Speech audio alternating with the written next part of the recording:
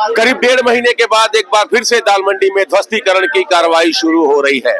आज 3 भवनों पर ध्वस्तीकरण की कार्रवाई होनी है। उसमें से ये जो आप भवन देख रहे हैं C43/113, ये मोहम्मद फारूक साहब की बिल्डिंग है।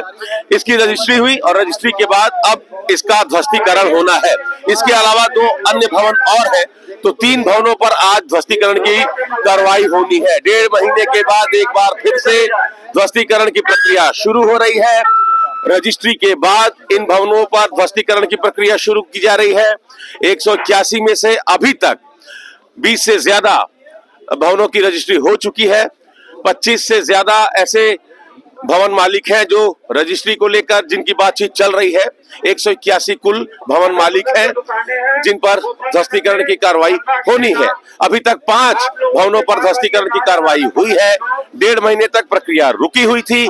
आज यानी 7 जनवरी से एक बार फिर से ध्वस्तीकरण की प्रक्रिया शुरू हुई है। और आप देखिए कि भारी सुरक्षा के बीच इस समय आपको प्रशासन के लोग दिखाई दे रहे होंगे। एडीएम सिटी के नेतृत्व में तमाम जो सुरक्षा से संबंधित जो लोग हैं, सुरक्षा कर्मी हैं, वो यहाँ पहुंचे हुए हैं और कार्रवाई अब से शुरू होने जा रही है। आप देखिए कि तमाम जो लोग हैं, हम कोशिश करेंगे बातचीत।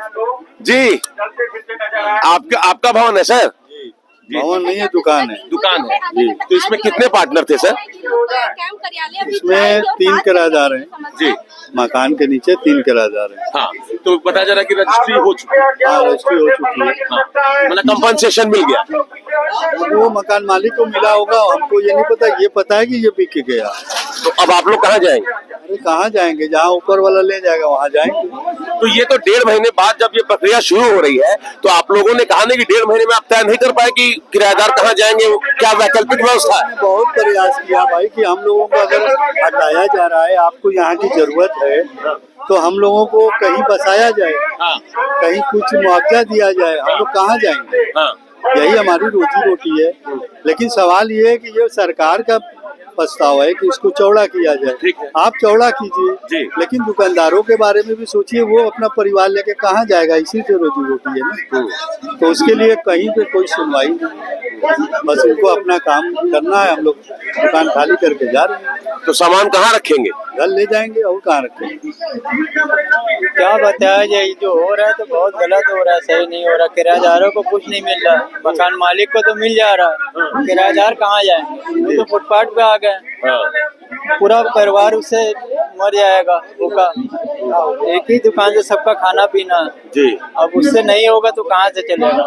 गवर्नमेंट को कुछ देना चाहिए, करना चाहिए उसके लिए। कहीं दूर पे दुकान देना चाहिए। बेनियाबाग है, बेनियाबाग पे कटिंग करके दुकान दे दे, जो ग्राउंड है चारों तरफ। तो आप लोगों ने तो कहा था ना पहले भी ये बात, क्या मगर वो बात आगे नहीं ना बढ़ी। बात वहाँ तक दफन हो गई।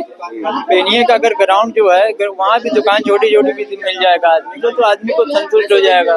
कोई सुनवाई नहीं हो रही। खाली कर रहे हैं, हमको खाली करने के लिए बोला गया, हम खाली कर रहे हैं। क्या समझे?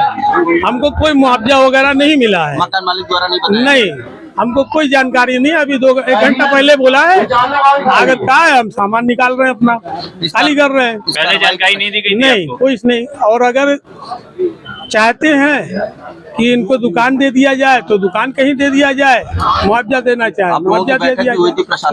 नहीं, दुकान देने के लिए कोई बातचीत हुई? नहीं, कोई बातचीत हमारी नहीं। डीएम के यहाँ तो लोग गए थे ना, कोई बातचीत नहीं हुई? नहीं, कोई नहीं। अब आगे रोजी रोटी कैसे? हमारे रोजी रोटी है, हम लोग कहाँ जाएंगे? हम लोगों का कोई रास्ता तो है नहीं। यहाँ से हम चले जाएंगे अपने घर। अब हम लोगों का रोजी रोटी कहीं है नहीं, कोई दुकान उकान जरिया नहीं है हमारे पास। हमारे पास कोई रोजी रोटी का जरिया नहीं है। इसके बाद जो है दूसरी कोई दुकान हमारे पास नहीं है। क्या नाम है आपका? रशीद अहमद खान। पूर्वांचल की सबसे बड़ी मंडी है, घर परिवार आपका इसी दुकान से चलता था। हाँ, बड़ी न सिर्फ पूर्वांचल बल्कि बिहार से भी लोग यहाँ खरीदारी के लिए आते थे। ठीक बात है, लेकिन अब हम क्या करें? जब ये खाली करने को बोल दिया तो हम क्या करें? हम क्या कर सकते हैं? आज 3 भवनों का था। 3 भवनों में से एक स्वयं जो है अपना स्वयं से तोड़ना शुरू कर दिया, तो आज 2 भवनों पे कार्रवाई हुई है।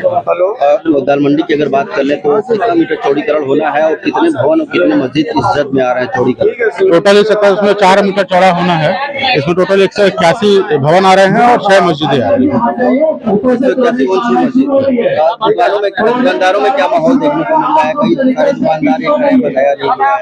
नहीं, जिस दिन रजिस्ट्री होती है मकान मालिक से उसी दिन सेम डे इन लोग को बता दिया जाता है और लगातार बताते रहा जाता है। ये लोग बार बार यही कहते हैं कि हमको बताया नहीं गया, इनको सब इन्फॉर्मेशन रहती है। और ये पूरी जानकारी थी इनको, लगातार मियादी भी की जा रही थी। लगातार पिछले एक हफ्ते से हम लोग भी देख रहे थे कि लगातार मुनादी की जा रही थी, लोगों से अपील की जा रही थी कि अपनी दुकान अपने भवन खाली कर दें। उसके बावजूद इन लोगों का आरोप है कि कोई जो है मुआवजा दुकानदारों को नहीं दिया गया, दुकानदारों के बारे में कोई सोचा नहीं जा रहा है। रही बात इनको सूचना देने की, तो आप लोग संज्ञानित होंगे कि कल भी मुनादी हुई है, परसों भी लगातार मुनादी चल रही है कि जो लोग मुआवजा पा गए हैं जो उसमें किराएदारों अपना खाली कर दें, उसके बावजूद ये लोग खाली नहीं किए हैं। रही बात दुकानदारों के प्रतिस्थापन के लिए जो दिया जाना है उसके लिए प्रस्ताव प्रेषित किया गया है।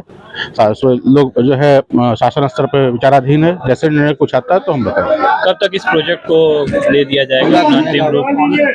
प्रयास तो ये है कि जून तक ये प्रोजेक्ट हम कंप्लीट करके आम पब्लिक के लिए जो है इसको सुगम कर दें। 1.5 महीने के बाद एक बार फिर से ध्वस्तीकरण की प्रक्रिया शुरू हो रही है। जो आप देखिए कि पैरामिलिट्री फोर्स के लोग यहाँ हैं, यूपी पुलिस के लोग हैं यहाँ, एडीएम सिटी अगुवाई कर रहे हैं। एडीएम सिटी के नेतृत्व में एक बार फिर से 1.5 महीने के बाद दाल मंडी में ध्वस्तीकरण की कार्रवाई शुरू हो रही है। Amit Singh, TV9 UP Varanasi. Finesta windows, beautiful and durable designs, installation से मेंटेनेंस की लाइफ लॉन्ग कस्टमर सर्विस। आपके घर में फिनिस्टा नहीं है तो कॉल कीजिए। Finer Finesta.